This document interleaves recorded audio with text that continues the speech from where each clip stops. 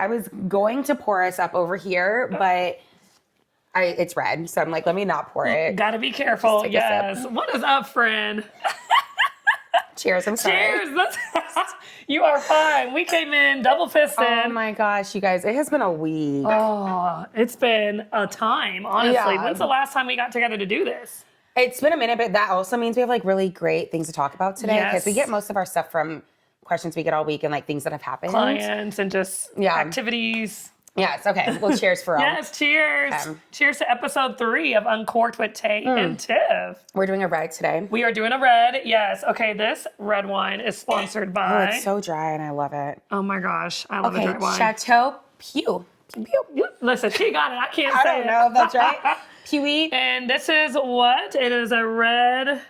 Listen. Oh my God. I don't know. Girl. Yeah. Oh, it's basically a blend. It's Cab it's and a Cab. Merlot. You're right. Yeah, mainly Merlot. It's a blend, a red blend. I'm actually surprised. I don't usually like red blends, but this one's good. I am a Cab girly through and through. However, you always have the best wine selections, in my opinion. You know, the secret is that it's my mother's. Listen, shout out to Mom. We take her wine all the time. Let me try it. Oh, yeah. Like you said, I love a dry wine. Same. So smooth. The drier, the better. I want it to feel like a towel in my mouth. Yes. Is that weird? No. Okay. I mean, a little bit, but whatever works. Like dry. Yes. Okay. Yes. Well, it's been a week. We know. It's been a week, yes. Yeah. Do you want to move this? Are you okay? Let me see. Yes. More comfortable without? Yes. Okay. That works. Thank you. You're welcome. Okay. We're just going to hop into some of the topics. Yes. Okay. But before we get started, can we just please show off these cute little cue cards? Oh my gosh, with our logo on there, we're official. Yo, I feel like we're real people. Yeah, like we're a talk show host, you know? Like we are building the brand. We are building it. My phone. Yes, right. Asking questions. We have like real cue cards. And this is it. So shout out to you guys for all the support. Yes. Be sure to share this YouTube video with anyone that you think may be able to benefit from it. Yes, please do. I love the support we're already getting. I think it's been really great. People are like, why is it taking so long for the next episode? And I'm like, life be lifing, okay? Yeah, we'll do it. I promise. Okay. So. Yes. Okay. Talking about what's been going on this week. Yes. I think that something that's important to talk about is the process from you get pre-approved, we find the house. Yes. And I think it becomes a shock to some people that there's still so much more to do. Oh, yeah. So on your end, what does it look like from being pre-approved, going under contract to the clear to close? Oh, awesome. I know it's probably a loaded question, but like, what is it? What is going on your side? So on the financing side, once you go under contract, that's when we basically start everything to get you approved through underwriting. Okay. So we're setting everything up. So we have your contract. We do what's called initial disclosures. Initial disclosures is your loan estimate. It's your initial loan estimate.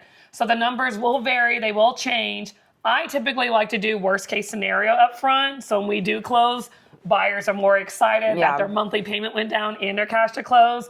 But that's really the first part. So I'm locking in your interest rate. People are always like, oh, can I have the interest rate 2 weeks ago? Well, no, I can't tie you into an interest rate until you have a property for a home loan. Yes, so that's the biggest thing. I basically lock in their interest rate and then we start the processing. Okay. That's when we get the appraisal ordered. That's when we get title work done. So just kind of backtrack the appraisal. Do you want to kind of talk about that? Like, what does the appraisal look like? So, yes. Well, one, I love when the appraisal is waived. Listen. But, so when you're getting your home appraised, it's really just getting the third party to come in and make sure that it's worth what you're paying for. It really just helps for people to not be able to overprice their home. So let's say the demand in the neighborhood is 400,000, but somebody's like, I'm going to list mine for 600,000. Somebody buys over 600,000, doesn't appraise. You either have to bring an additional 200K to the table, or you guys need to come down to where it makes sense. And that's typically what happens. Like the seller and a listing agent typically will agree because as a lender, we cannot lend more money, additional money to what the home is appraised for. Right. Yeah. Yeah. And then what about title work? Do you want to talk a little bit about title work? That's another third party item that we look at. Yeah. So once we go under contract, I get three, I usually say like my little triangle involved. It's myself, it's title, and it's the lender. And so there's there's ways that you and title work directly together, and there's ways that myself and title work directly together with my client. And so really we're all just like one moving piece to get everything together. So there's things that are needed on the title side from you and from us. And so it all kind of comes together, like HOA documents, making sure all of that is cohesive and being sent over to my buyer from the seller. The title company really goes off of the contract. And so they make sure that earnest money is in. They make sure that the deposit has, earnest money deposit, same thing, that the option money has been paid. All of that they're keeping up with, along with other documents that need to be signed throughout the process. Correct. And on the lending side, we're trying to make sure that you can really purchase this home free and clear. You know, sometimes there might be liens on the property, and those liens need to be taken care of before we can issue financing over to the buyer. So all this is done on the front end, right? Typically, we get all your documentation up front to get you approved through underwriting. So simultaneously, while that's going on in the process, we're getting you ready for underwriting. So we're verifying your employment. We're reaching out to your employer. We have your pay stubs. There's other things on the back end, other resources that we have to do just to make sure you are who you say you are. But it's honestly, we do our due diligence all up front. So that way there's really no issues, no hiccups, no surprises through underwriting. And then once you're approved through underwriting, there might be some minor conditions. Minor conditions may be like, hey, you know, can you provide a letter of explanation regarding you not having a Texas driver's license? You know, whatever that is. It's just additional information that the underwriter needs, but it's not going to technically disqualify you from the loan. We just need extra information so that way you can get approved through underwriting. The way that I try to explain it to my clients is for someone to loan you. Let's say it's just a regular person off the street. For someone to want to loan you $500,000, they are going to want to make sure that you can. That you have the ability to pay it back. That you can pay it back. And anybody. So it all comes down to. And I the reason why I definitely wanted to talk about this today is because I also have been getting more questions. Why do they need this? Why? Feels invasive. This feels whatever. And I'm like, if your brother was like, hey, I'm going to loan you $500K, they should be asking the same questions. I agree. Very good point. They should be asking for proof of all kinds of things to make sure that you're getting this money back. We just can't go off of your word. No, you know? And I like to try to make sure that our clients are prepared to know that we did get pre-approved, we're under contract, but there will be some things that we still need to do to make sure we make it to the finish line, like clear to close. So people get mad sometimes. So I'm like, we do need this. This is why this makes sense. So, and I try to have a real softer approach on it. You know, I try to really guide them and hold their hand because you mentioned it is very invasive, you know? So I do want to let them know just for assurance purposes, like, hey, we're not just asking you this just to ask you this. We need this information. I want to get you to the finish line as quickly and smoothly as possible. I have had clients that work remote, but in another state, and they're moving to Dallas. And when they're asked they need a letter from their job saying, hey, like they are allowed to work in Texas. Sometimes they're like, why would they need that I work remote? So if I'm working remote, that means but some companies do not allow you to work remote from anywhere. So lenders do need proof from your employer saying that, yes, we know that they're moving from St. Louis to Dallas. We're fine with it. Because honestly, what would happen if they're not fine with it and you get fired when you're all the way out here?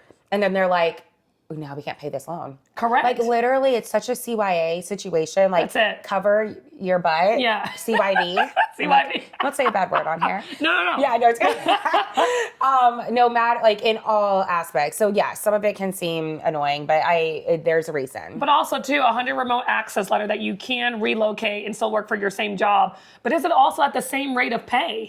Right? So if I'm qualifying you on X amount of salary, and if you decide to move out of state, will you still be receiving that same amount of, funds? That has actually happened. Like if you're in California, your pay is different if you live in Dallas. 100%. Yep, that's the thing. Yeah, so it's all valid, but that is typically what we go through on the back end. Reviewing numbers, the closing disclosure comes out 3 days before you close. Those are the final numbers that we balance out with the title company, but we typically get this all done. I say 30 days, but on average, it's been anywhere from 14 to 21 days. Okay. Yeah, that makes sense. Yeah. Okay. Pulling credit. Okay, so my favorite thing to do. If it's a real pool, not a soft pool. Oh my gosh. Let's talk about it. Okay, so my question truly is, and this has come from other people. Because a lot of people come to me like, hey, I want to know where I am, but I want a soft pool. My question usually is, are you ready to buy? Because if you're ready to buy, like today, give me some, and we're gonna go work tomorrow, we just need to do a hard pull. And if Tiffanie, if you're their lender, you see why I love. She is preaching some gospel right now, y'all. Hard pulls, all day long. Yeah, okay. So let's just start with the part that people are afraid of. Yeah, people are afraid to get their credit pulled because they are afraid. Let's say you're at 800. Is your credit score going to drop to 550? No. So explain the fear to me so I understand. I mean, to me, it just has to be a myth, right? Yeah. Yes, your credit score may drop, but that's only if you're doing multiple hard pulls with multiple lenders, right? You are allowed to shop lenders and the credit bureaus see that. Mm-hmm. So within that 21-day window, I say keep it to a maximum of 3, maybe 5. Yeah. But your score is not going to drop more than like 20, 30 points, right? Yeah. You are shopping for a home. If you're serious, you're going to want a hard pull. Mm-hmm. And the reason why I say that is because a hard pull pulls from all 3 credit bureaus: Experian, TransUnion, and Equifax. Right. If I do a soft pull, it's only going to pull from TransUnion. Okay. So if you have credit reporting to the other 2 bureaus, but not on TransUnion, that's a debt that I can't see. That's a debt that I can't count within your debt to income ratio. Your other scores may be higher than your TransUnion. Yeah. So... Yeah, I know. I'm happy to do it. However, if it's time to go, hard pull all the way. There are some instances where I say, okay, let's do a soft pull to see if we're even. But then I'll have people that are like, hey, I'm moving this day. I need this. I need blah, blah. I only do a soft pull. Yeah. Well, you are ready, sir. Yeah. So we need to do a hard pull. Yes. We need to do everything because we're going to submit offers, and my speech is going to be, you are a really strong file. And you have a strong. Your credit's great. Everything that I'm going to make sure that they know they're vetted, that we are vetted and we've done the work. If we do a soft pull, we have not. No, we have not. So that's, I get it when some people are just like, I think I want to buy a house next year. Can we do a soft pull to see where I need to be? Yes. Even at that point, I think I'm also okay with a hard pull. So I have a little story to share. Tell me. So I had a client maybe about a year or 2 ago, and we did a soft pull on them, right? And then they wanted to go under contract. We got them under contract. We did the hard pull then. Okay. Student loans in collections popped up. Yeah. That is an automatic hard stop when it comes to financing. I cannot issue you a federal loan if you have federal delinquent debt. So that didn't come up when you did a soft? No. Okay. No, because not everything is reported on the soft pull. That makes sense. Yeah. Okay. So highly recommend if you truly want to know. Yes, do a hard pull. If you want to just get an idea and you're not looking to purchase within 6 months or less, I'm all for doing a soft pull. Okay. That makes sense. I think that you're right. I mean, if you really want to know what you need to work on, what you need to do, I mean, the only way to answer that is to actually know the facts. Correct. So, okay. Yeah. I love that. Very good. Okay. So, for the first time, people submitted questions and we asked for them. Come on. Y'all are really engaging with us. And I really like it. I'm really excited. Us. Yes. Okay. So our first submitted question. Yes, go. You want to go first? Oh, yeah, I'll go. Okay. So, submitted question was, I was approved last year for a home. Will I automatically be approved when I'm ready to buy? Ooh. Can we take this one? Yeah, I guess so. It's you approval. Can start. Yeah. Yes and no. So it really depends on where the interest rates are and if you acquired any additional debt, right? So I've had people that were approved for $400,000 a year or 2 ago that didn't buy. They came back the following year. But you done got a car note. Yeah. You done racked up this credit card with God knows what. So that $400,000 is now down to $250,000. Yeah. So it really depends on if you've just kept a clean credit profile, not incurred any additional debt, and then also just making sure your credit score is intact. Yes. So I actually had a client. This was 4 years ago. So the scores were different. Interest rates were different. Yep. So they were approved from a lender in a different state. Okay. For $850,000. When they came here, it was maybe a year and a half later. Okay. Their approval was closer to $550,000. Okay. $600-ish, whatever. So about $200,000 drop. Yeah. And so their pushback was, there's no way. This lender doesn't know what they're doing. Because last year I was approved for $850,000. Why is it different? Yeah. Well, let's talk about it. When she really asked some questions, they also had purchased a home too. So there's another home in the other state. So that added onto it. And a few there was other things that were added that changed additional the price. debt. Yes. It doesn't mean you're doing anything wrong. It just means that you have added some things That's it. to your portfolio that change everything. So yeah, I just remember that conversation because I was like, how do I make them understand why it's different? But we really I've just the questions. You just have to ask what has changed for you financially? Has anything changed at all? So yeah, I mean, it's a thing. So no, you're not automatically. My opinion is that if, let's say you did go get approved 2 years ago, you have your price, get approved again, obviously, before you go looking, because you never know. You might not even know what has changed. You might be thinking about, like, I got a new car. You might not think that additional $450 a month is actually even doing anything to your credit. So even if you co-sign for somebody, even if you co-sign for someone, that appears on your credit report. Yes. Now there are ways to get around it. Typically, we need 12 months bank statements from the person making the payment to the creditor if you're just a co-signer. But girl, I had a client this week. He's a co-signer for his mom's mortgage. Yeah. Mom pays the mortgage, but he just paid the mortgage for mom in February. I said, we can't proceed until February 2027. Because he paid on it? Yes. So now he's liable. He's liable for that debt now. Dang. So now that $1,500 payment, I have to factor into his DTI. Yeah. So had he never paid that month, it wouldn't have effect. Yeah. It would have been a different effect. Yes. Like, just not that. Yeah. It literally went from $300,000 to around like $175. That's really crazy. I mean, those are things that sometimes, I don't know, I'm not a lender, but also things that are definitely our clients are not. They're just aware of. No. Like, you got you. Here's your $3,000 for your mortgage. I got it. But then it's like, oh. But what about you? Yeah. Also, too, and that's why I say I want to be my client's, their best friend during their transaction. But you also need to, like, tell, if you're planning on going to the grocery store and you're like, I really want, what's at Trader Joe's right now? Like, oh, God. That buffalo dip? Yeah. I mean, call your lender before you can buy that buffalo dip. It's like $7. Yeah. Like, but can I get it? Just call her for everything. Like, please. They got this new buffalo dip on TikTok, and I'm about to buy it. I love me some TJs. No, but like, this brings me to a question. What's like a minimum amount spend that you would want somebody who's under contract for a house to come to you first about? What do you mean by? I'm about to spend $1,500. Do you want them to be like, hey, Tiffanie, is this okay? I'm about to spend $20,000. Should they let you know? Yes, for $20. Anything. There's no minimum. So anything. The $7 dip. Yes, the Trader Joe's $7 dip. I mean, if you're doing like your normal grocery haul, whatever, like that's fine. But if you're going to drop anything, I would say over $1,000. Yeah. And we're already tight as far as funds to close, like run it by me. Yeah. You know? See if there's any changes that, 100%. Yeah. Okay, so one of the other questions, we got a few. I know. But I don't think we're going to get to, I'm going to pick one today. Okay, yeah. Let's do this one. Okay. Yeah, okay. So this person asked me if they do any renovations to their house. Okay. They were specifically talking about upgrading their backyard. Okay. They were doing an $80,000 project, and they wanted to know, will this increase my value?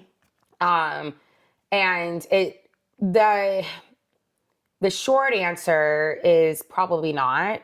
It depends on what everything else is going for. And so if you're doing an $80,000 project to your backyard, but no other house has an $80,000 project to their backyard, someone might buy your home before another home, but you're not going to make penny for penny. Like if you wanted to list it for $700, but you're like, but you got to do $780 because I spent $80K. That's not how it works. But what can happen? So the general rule of thumb that I recommend is, let's say you're living in a neighborhood where most of the houses sell for $250. Yeah. And you decide to do this beautiful marble slab on your countertop. That's, I don't know, let's make up a number, $30,000 just to do your kitchen counters with this like beautiful marble. But the neighborhood alone just doesn't reflect having beautiful marble slab in your kitchen. So now people are like, well, I spent this much. Well, nobody else in this neighborhood has anything but like a builder grade, let's just say. Yeah. So you went over and beyond, but really, someone might see your home and be like, I want this one more than this one. You might sell it for $10K more. Yeah. You adding marble slab in the mix of everyone else, someone might be like, oh, that's not that important to me. They're going to just go with the cheaper house. Like if you think that adding $100K to your home because you have marble slab and the other one doesn't, it's not going to work. Yes. Especially too, depending on the demand and where the pricing is coming from right now. Like I literally can only list a house based off facts and data. And so the price of the home you got to be aligned with everybody else. So don't do an upgrade that is going to be insane. Now, in this case, I was like, but do your backyard because you love it. Like, you're living here. This is your house. So like, if this is something that you're doing because I want my backyard to just be beautiful. I want to sit in it. I want to enjoy it and drink some wine back there. Do it. Don't be afraid to do it. Just remember what this means. Like, if you're selling your house in 10 years, you're going to probably gain some equity anyway. Yeah. But it probably won't be just because you upgraded your backyard. But somebody might say, I want this house over the neighbors because you did your backyard. Correct. And I think you made a couple good points here.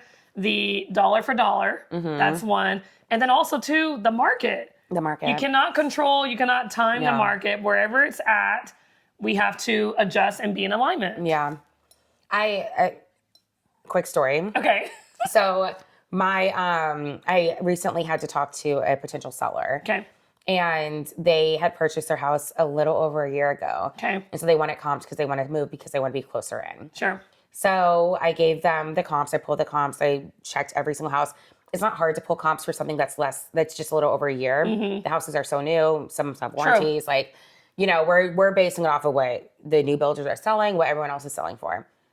The house comped, like the comps show that you could probably list your house for almost $100K lower than what they bought it. Oh my God. So, and because of this, and when I'm giving people those numbers, I'm like, it's not even my opinion. Your house is brand new. Yeah. Like, yes, in a better market, I do think it should work. But when I gave the comps, I was like, this isn't going to be great news. But anyway, I didn't win the business because they said another realtor came in and said, I can do it for $550 or whatever the number was that was way higher than mine. Okay. But I was like, I'm not painting your house. Mm-hmm. I can do it for $400. I can do it. It's not a service. Yes. So you can't just say I can do it. But like, I do think that people will be like, oh my God, this realtor is going to list my house for $100K more than the other one. But why? Yeah. I could do it. Anyone can do it. I'm not going to. Yeah. I like to stay, true to how I would run my business, what I want people to know. I don't want to set anyone up for failure. Yep. And so I just think you have to know up front what this looks like. 100%. Because like you said, any realtor can come in and just say, I can do this for this. Is that house still on the market? They haven't gone on yet. I've been watching. I'm watching it. I know. I'm invested. Because they were like, we're sorry, we're going to go a different direction. This other realtor said they could do it for this much. And I was like, good luck. Yeah, but so what am I going to do? Right. That's totally fine. You go with that realtor that says that they are going to be able to sell your house for $100K over the market. Do it. That's totally fine. I'm not going to lie to you. Thank you. That's my whole point. You come with the facts, you come with the data. I'm not going to. That's just hearsay. Yeah. So it's funny too, because I think about, and like you hire somebody to do something like a service. Yeah. And like you find a plumber. He's like, well, I'll do it for $400. But then the other plumber's like, I'll do it for $650. You might go with the $400, whatever, depending on what you're looking for. Yeah. That's not how you should be talking about houses. We shouldn't say, I can list it for this much. We should be talking about it based on the numbers that we're seeing. So anyway, 100%. I told that story. I told that story to some of my mentees the other day too, because I was like, I lost business over it, but that's okay. That's okay. Listen, like figure out how all business ain't good business. No, it's not. And all business is good. You have to stay true to like what your brand is and how you like to handle your business, and But yeah, blessings will continue to flow. Hey, just like this wine, girl. Was that so cheesy? The wine is flowing. No, it's perfect. We have not had a red. This is our first time drinking a red on the show. I hope my hair wasn't covering the mic the whole time. No, it's DJI. It's good. Yeah. Oh, okay. Fancy. Mm-hmm. I did just get my hair done, so. Yeah, she's got her braids. I'm back to my Beyonce blonde. Yeah, we're back. We're back, baby. We're back. But yeah, thank you guys for joining us today. We'll be back. Fun. We'll try to go a little bit sooner than last time. Yes. We'll be back with our cards. And if you guys have questions you want to submit, add them in the comments. Like and share this video, and please subscribe to our channel. Yes. We need subscribers. What do they say? Like, click and subscribe. Yeah, click and subscribe. Like and subscribe. Until next time, guys. All right, bye. Bye.